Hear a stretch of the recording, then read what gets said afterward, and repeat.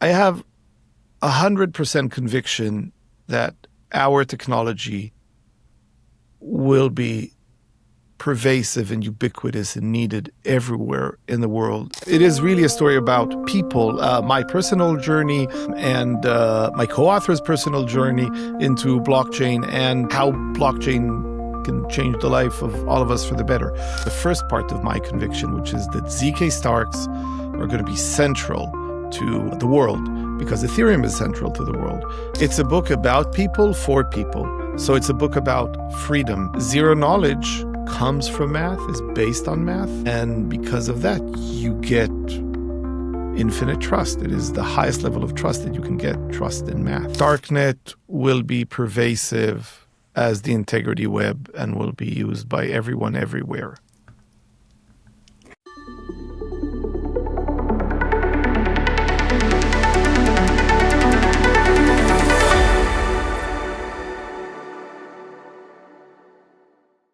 Welcome to the Code Confession. I am Pooja Ranjan, your host, and this episode is brought to you by ECH Institute. The Code Confession is a podcast that dives into developers' personal and professional journey in this space, right from writing the first Hello World to uncover wins, lessons, and challenges that shapes the blockchain technology. Today we have got a special guest, and we are going to talk about him, his journey, and his team that has done something very special, something very amazing that Bitcoin community has been talking about for weeks, months. At the same time, his book drops from Wiley, and he has managed to fit in a conversation to talk to us. Super grateful. Eli Ben-Sasson, CEO of Starkware, co-inventor of SNARKs, and founding scientist of Zcash. Welcome to the show. Hello, Pooja. Thank you very much for having me on it. Really excited to be here. Let's start with an honest question. You have released a book and made a major technical announcement in the same fortnight. Was that planned? The universe decided to throw a few nice things at us. Yeah, we didn't plan it all. Was there a moment in the last month when you thought that it is either going to be like brilliant timing or is it going to be very stressful? I'm sure you are very happy and excited about the book. Yeah, I don't stress much. So I think to be a founder, also to be a scientist and a researcher, it's very important to be super optimistic. And, my illustrious advisor, Professor Avi Wigderson, won both the Turing Award, the Abel Prize, Nevelina Gödel Prize, is like a very accomplished scientist. Also is one of the most, optimistic people. He infused that in me. And then, my postdoc host, Professor Madhusudan from now at Harvard University. So I was always surrounded by very optimistic people and probably also optimistic by nature. So, yeah, I didn't feel it as too stressful, no. There have been much more stressful periods in my life and even in my professional life. Yes, of course. This is a delightful period. I have gone through some research and looked into some of your stories. We would like to get to those stories along with the quantum story in a moment. But let's first understand, Eli, who you are. You have said that you went from pure academic mathematics to Bitcoin almost overnight.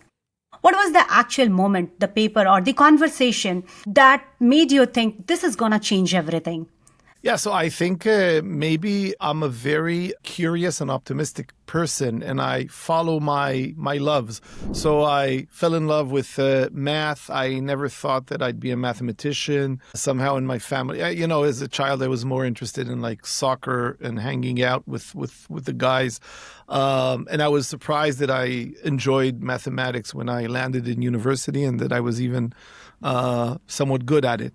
So I followed that passion. And then in 2013, I went to a conference about Bitcoin. I was an academic then, a tenured professor, and I went there to talk about my research, which I felt somehow could be relevant.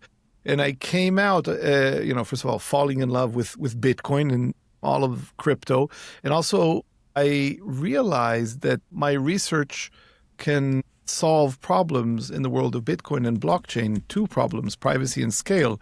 And I followed that passion and that love ever since. Privacy and scale both are amazing and really needed for the blockchain world. You have been in academics and have been building for years. Was it surprising for Bitcoin developers to hear telling you exactly what they are looking for? I don't know, but I give a lot of credit to Greg Maxwell and Mike Hearn and Gavin Andreessen. These are like, OG Bitcoin developers who, when I approached them and said, hey, I'm this mathematician and I have this math that I want to share, they said, yeah, sure, come and present it. And especially Greg Maxwell, he immediately saw several very important use cases for ZK proofs right after the talk, and sort of their enthusiasm. And, I was giving this talk at many different academic places, this talk about reducing to practice a whole bunch of ZK theory.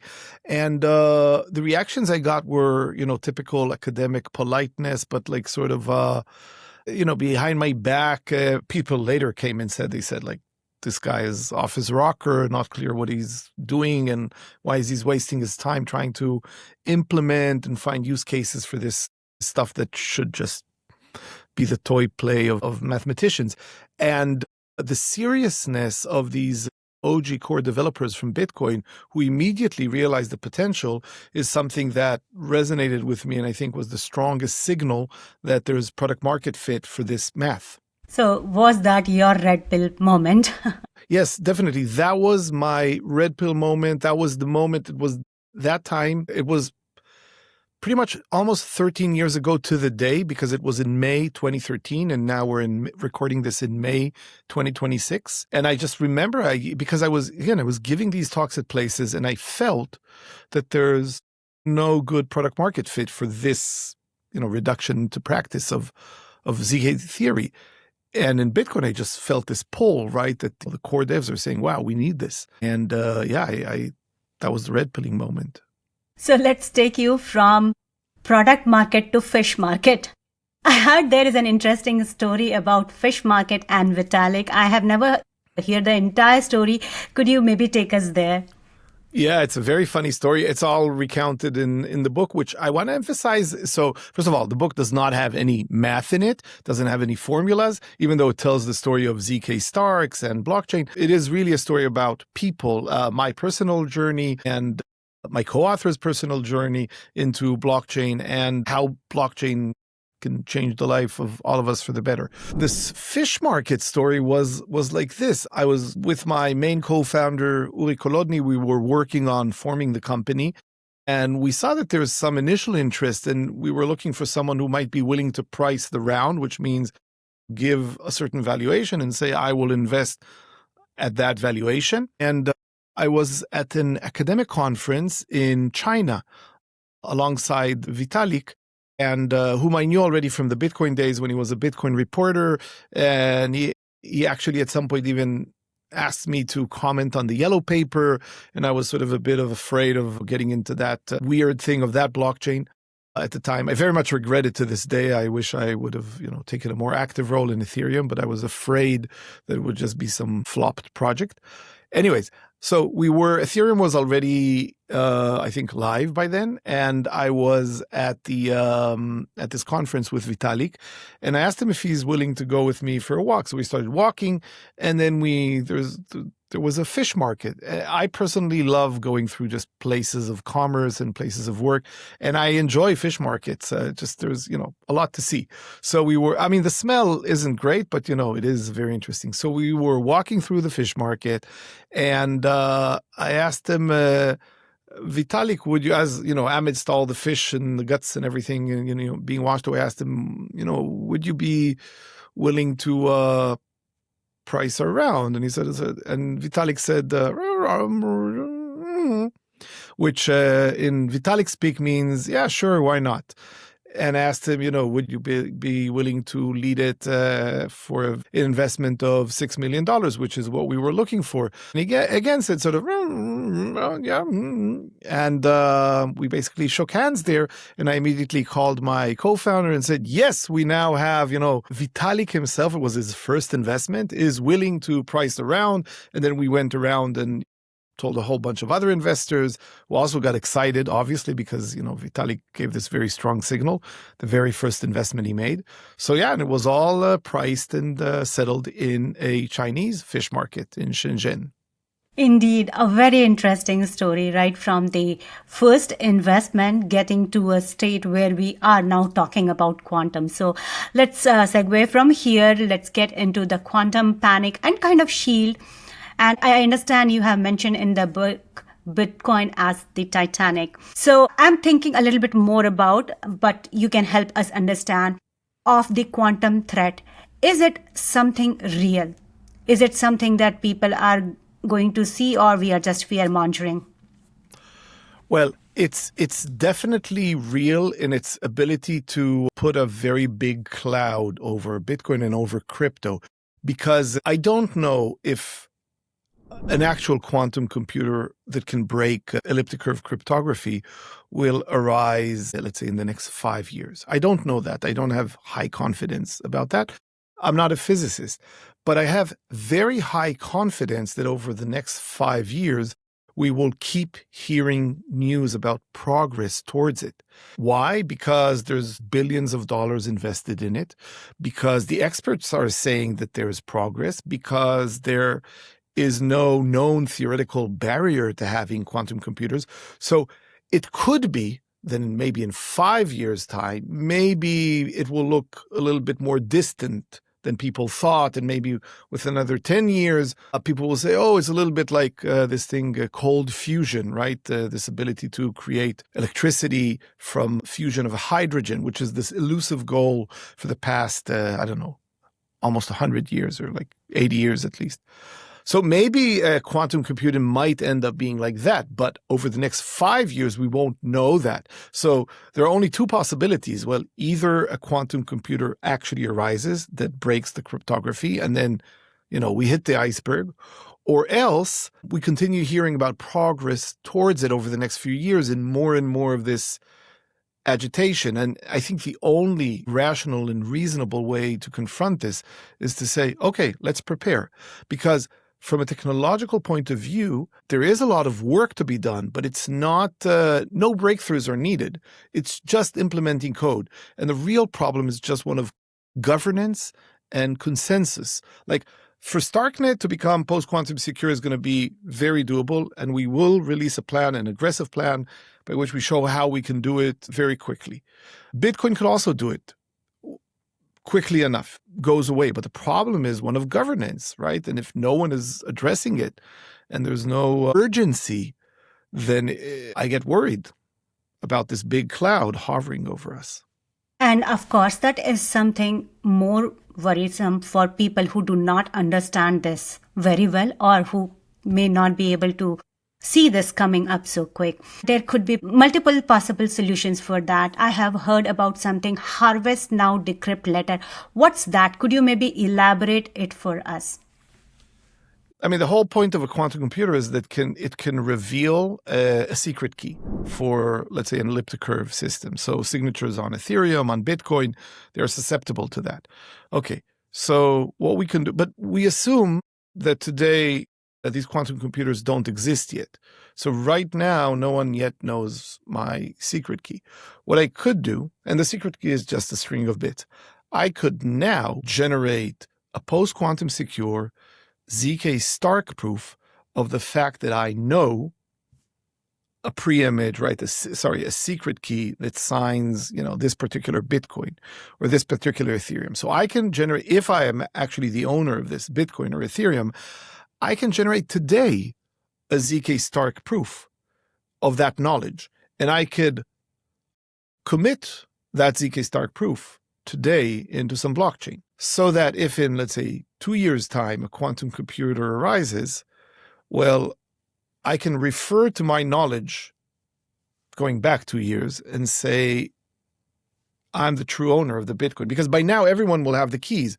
But not everyone, but only I will be able to point back in time to today and show that I knew and I submitted a ZK Stark proof of my knowledge of the secret key. And this could be a new foundation for ownership in a quantum world where all keys have been exposed. In the book, you have mentioned it's a Titanic heading for a quantum iceberg. So the idea is like risk begins now and it's not on the Q day. So we understand that the threat is there, it's imminent. And I believe your team has worked recently. I noticed there was a blog post published, something to support quantum safe Bitcoin without any hard fork. Can you please walk us through what that actually means technically and what are the trade-offs? Yes. So first of all, it's a brilliant breakthrough by Avihu Levi, who is a general manager of applications at Starknet and a very brilliant researcher. He published already a number of things before that on Collider VM and Collider Script. Also, a lot of very brilliant Bitcoin research. Okay, so first of all, what has he achieved? There's a lot of discussions of how to upgrade Bitcoin, what's called a soft fork, to allow also for signatures and cryptography that is quantum resistant. But the big challenge prior to Avihu's breakthrough was how do you create quantum safe transactions on Bitcoin today with no soft forks, with no changes to the code? And that's exactly his breakthrough. So he found a way to create transactions on Bitcoin today that even if a quantum computer emerged tomorrow, the quantum computer could not break or take those Bitcoin that have been used in those transactions. So he published the research paper. It would be very interesting to see when this is implemented via some transaction. That would be very exciting news on its own. And I suspect that some people are working on it. And okay, what this is, it's some sort of last resort thing if a quantum computer lands tomorrow. So people who will use these types of transactions have their Bitcoin safe.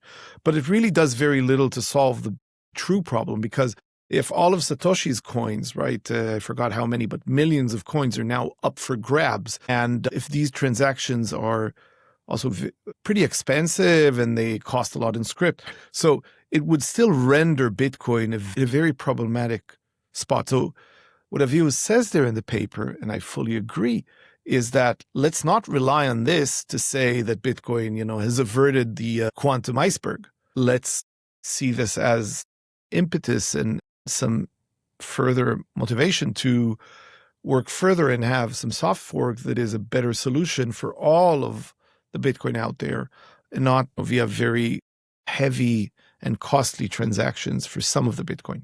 So we are a little far away from the realistic path to protect early wallet Bitcoins, assuming Satoshi's coin as well. Well, yes, on the governance front. I think that on the implementation and technology front, we're not that far away. The only problem is, one of governance, but it's a big problem in Bitcoin world.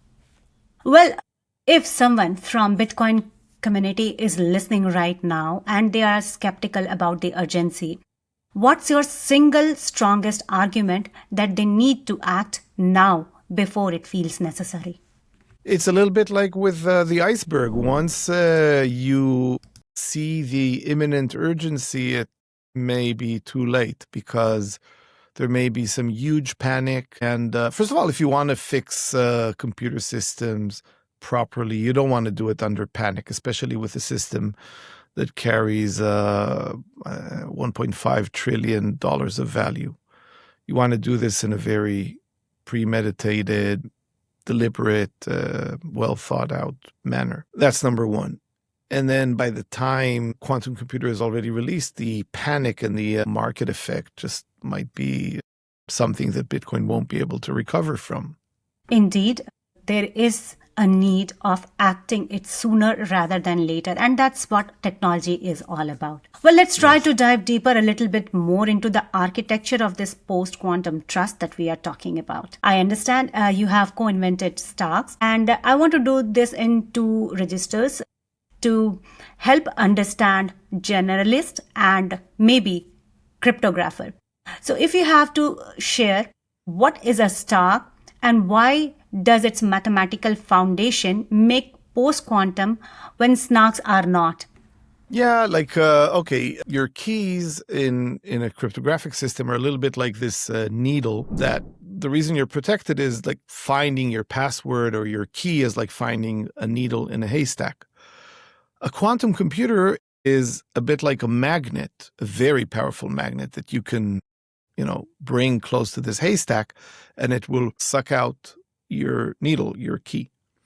And that's why quantum computers break elliptic curve cryptography and SNARKs. But with ZK Stark, your secret key is a little bit like a needle made of gold, which doesn't have a magnetic field. And then bringing a magnet over it doesn't do anything, and your keys remain safe even in the event of a quantum computer. That's why ZK Starks are safe from a quantum computer. If I hand you a receipt and ask you to prove that the total is correct without showing me any of the line items that can be done with Starks, is that close? From quantum or in general? From quantum. The reason on a more mathematical level, the reason Starks are protected from quantum is that the only cryptographic primitive that is used there is what is called a hash function. And hash functions are these very fundamental blocks in cryptography where you basically take a bunch of bits and scramble them around in a very specific pattern, but a somewhat meaningless pattern. It really is about scrambling bits. So as long as it's hard to unscramble such bits, you're safe. And that is the only building block that a Stark needs. Now, quantum computers are not something that can break, all puzzles in the world. That's not our understanding. If things have a lot of structure in them, a lot of mathematical structure, then a quantum computer can break it. So that's why a quantum computer can factor large integers, why it can find a discrete log in an elliptic curve. That's why it can break a SNARK.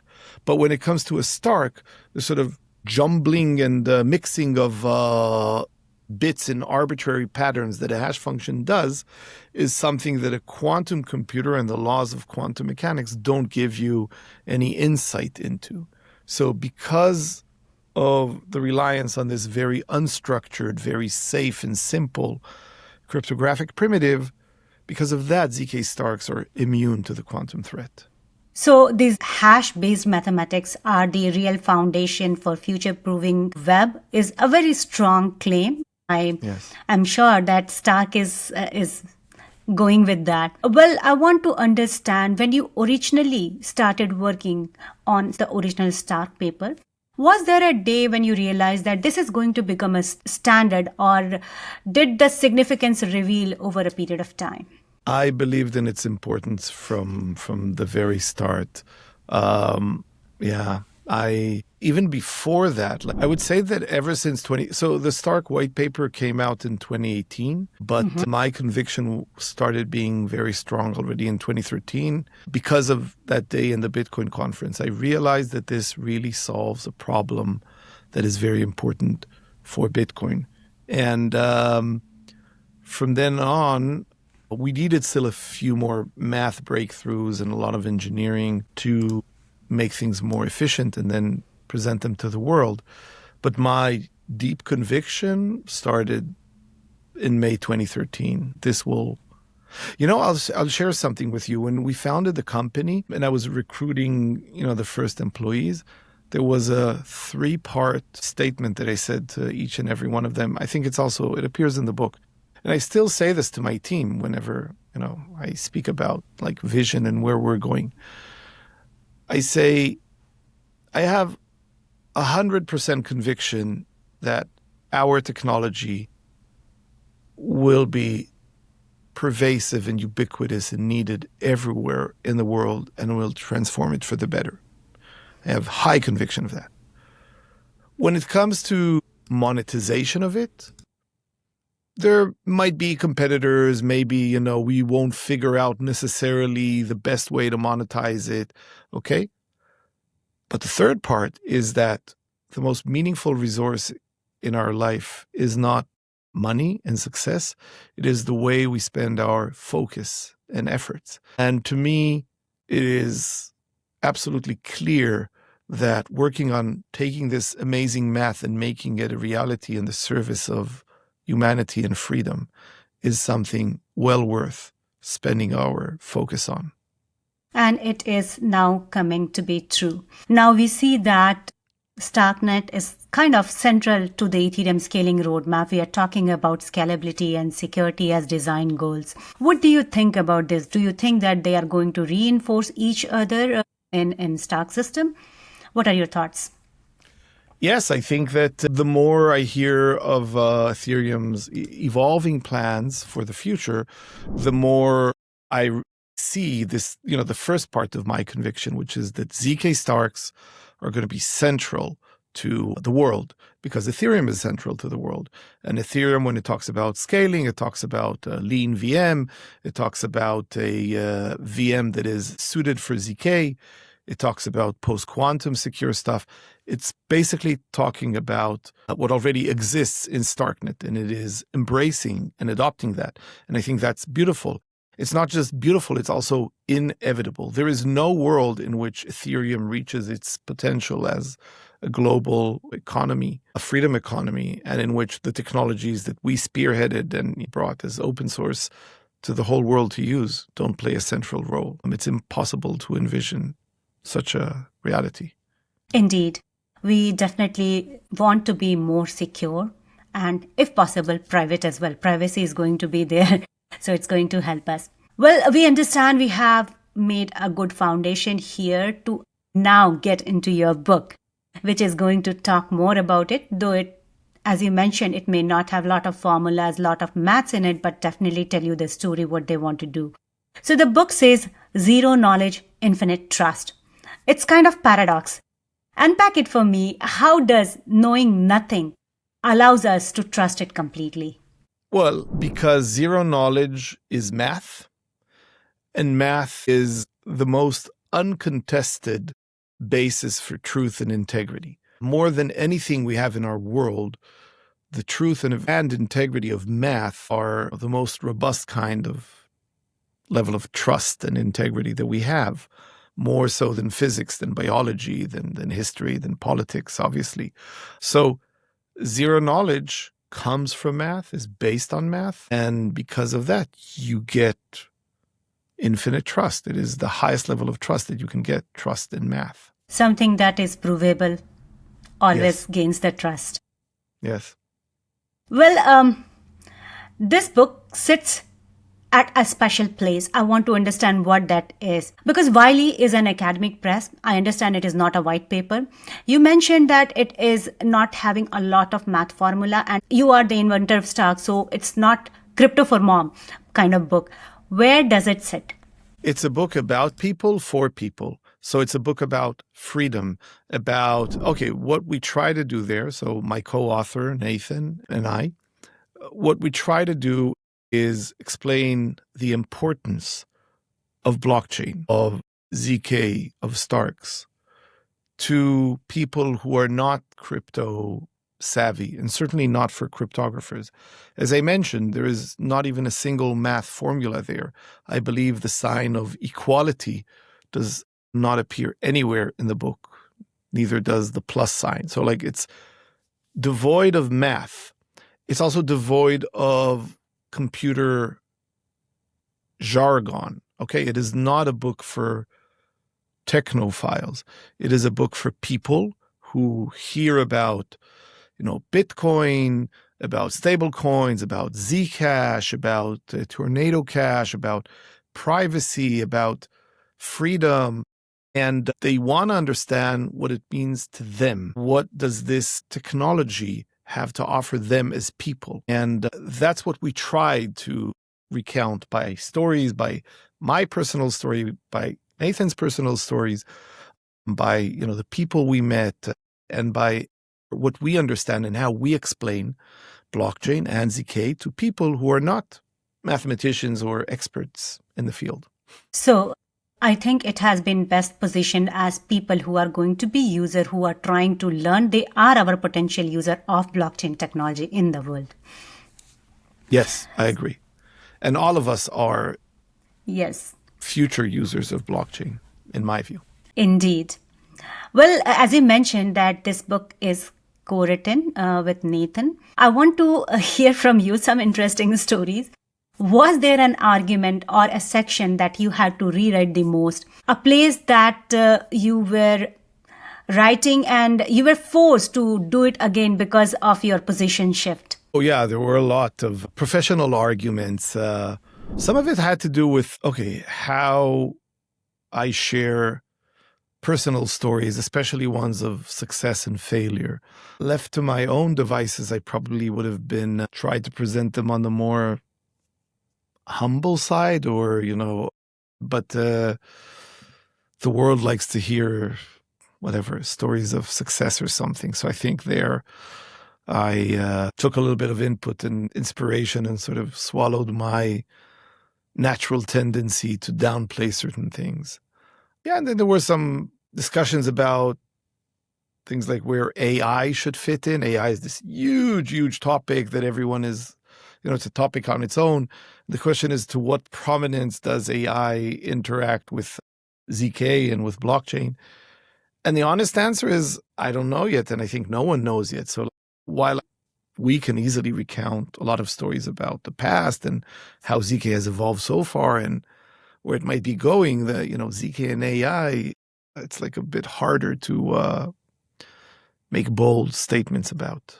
I think it was a very good combination of authors. Nathan, as a media head, he has added a lot of value in storytelling, and it is easier to share something with people and make them understand if we put them as a story. So good work, both of you, right over there. Thank you. Well, my last question about book.